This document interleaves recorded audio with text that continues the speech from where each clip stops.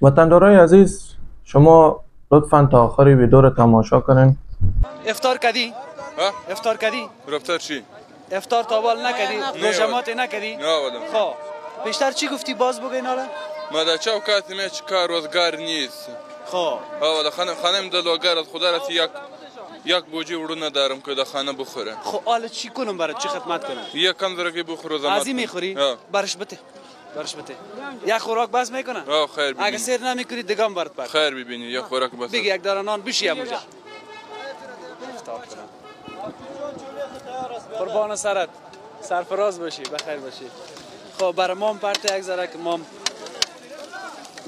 دوستای عزیز، بسیار یک کلیپ واقعا ناراحت کننده، جگرخون کننده، یعنی یکی از کلیپ هایی که قلب ما به درد آورد، اشکایم ریخت.